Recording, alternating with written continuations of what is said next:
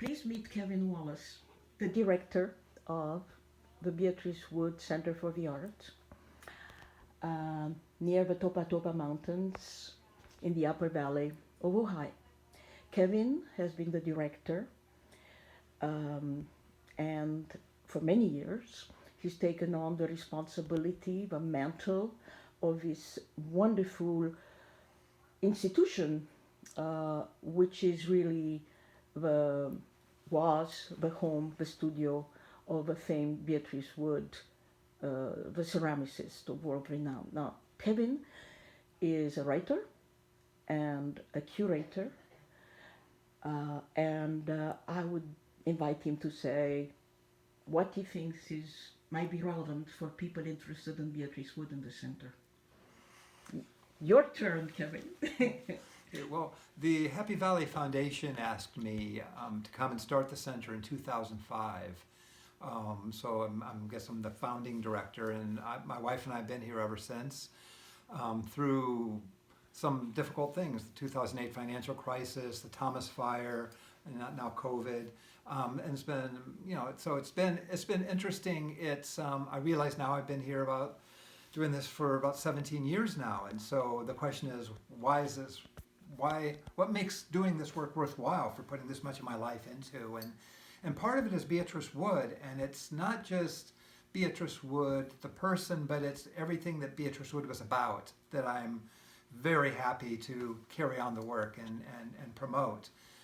When I first met her, I tell everybody, it was her generosity of spirit that really struck me. The fact that she acted as though, even though she was in her 90s, she had nothing better to do than to sit and visit with me. And then I ended up pitching an exhibition of her work to a museum. I was invited by the Happy Valley Foundation to do this. And it's really it's really a labor of love. We do so many different things here. For one, we have a permanent collection looking after Beatrice Wood's legacy, and I hear it every weekend. People say she's my hero, she inspires me.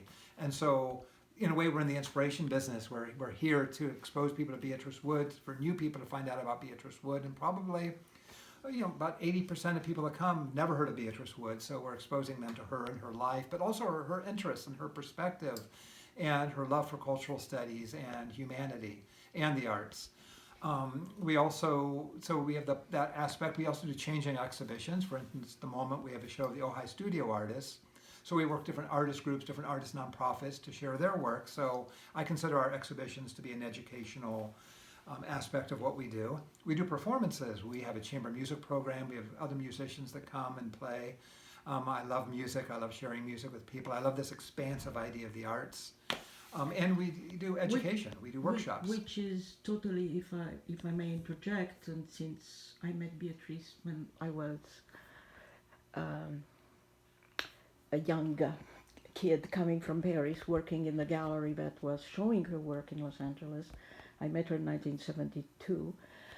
I've known her over decades, and it's not just that she was an incredible ceramic artist, she was a humanist. She was passionate about culture, and she was passionate about politics. Mm-hmm.